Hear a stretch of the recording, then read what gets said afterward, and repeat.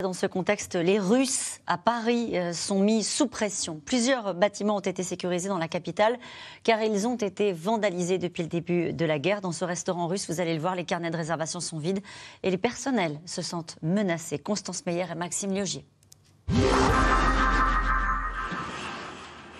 Les tables sont dressées, mais aucun client. Depuis le début de la guerre, Georges Kazarian se sent bien seul dans son restaurant russe, une institution à Paris depuis presque 100 ans. Jamais j'ai vu dans la journée les salles vides comme ça. Et le soir aussi, on a eu beaucoup d'annulations. Dans une ambiance folklorique, Russes et Ukrainiens se côtoient ici habituellement. Et sur la carte, chacun a ses spécialités. Chou farci, l'Ukrainien et le Russe, c'est la même chose. On a beaucoup de clientèle, on avait beaucoup de clientèle ukrainienne.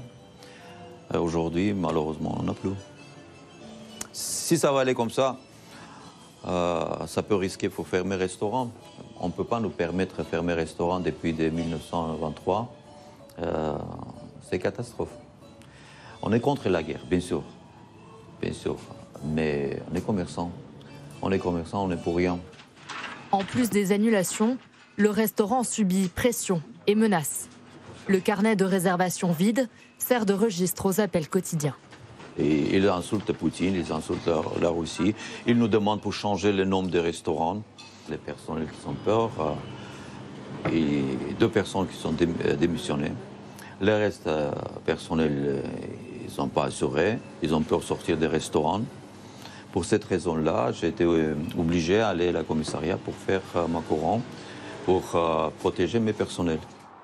L'établissement a été placé sous protection policière. Cette semaine, plusieurs bâtiments russes ont été pris pour cible. Cette église orthodoxe, vandalisée à 2 reprises, est désormais gardée par une patrouille de police.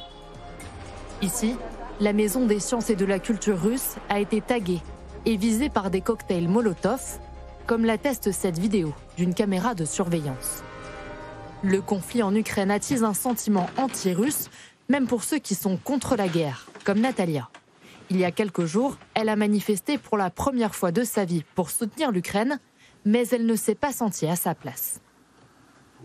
On est sortis pour soutenir nos amis ukrainiens et je dois dire la vérité que c'était pas du tout agréable de rester dans cette manifestation. J'ai ressenti plus de la haine que la paix. Des slogans anti-russes difficiles à entendre pour cet expatrié. En fait, c'est des bombardements sur la culture, sur la nation d'où je viens. Pour moi, c'est ma patrie, mon pays que j'aime. Et je pense qu'on ne peut pas juste associer 140 millions de Russes à cette guerre. Celle que nous appellerons Julia est née à Moscou. Elle vit en France depuis 28 ans, mais par crainte pour ses proches qui sont toujours en Russie, elle a choisi de s'exprimer sous couvert de l'anonymat. À cause du sentiment anti-russe, elle réfléchit même à cacher ses origines.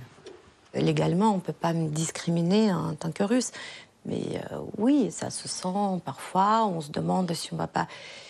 Moi, j'ai toujours porté mon nom de jeune fille, donc la question c'est est-ce que je vais prendre maintenant le nom de mon mari, qui est français? Est-ce que je vais renoncer à ma nationalité russe, parce que j'ai une double nationalité? Mais je réfléchis à ça comme beaucoup de Russes. Voilà, mais malgré tout, il y a ce sentiment de culpabilité et il y a cette vraie réflexion, est-ce que je veux être associée à ça? Selon Julia, il faudra des années pour que le sentiment de culpabilité disparaissent. Je reprends l'exemple de la Deuxième Guerre mondiale, quand les Allemands étaient vraiment des parias pendant des années et des années et des années, sinon des dizaines d'années. Et les Allemands, peut-être plus maintenant, mais dans les années 90, les Allemands avaient encore honte de leur passé. Et donc, c'est ce type d'avenir que je ne veux pas pour mon pays, parce que je me sens quand même russe malgré tout. Même à des milliers de kilomètres, la guerre a transformé le quotidien des 53 000 Russes vivant en France.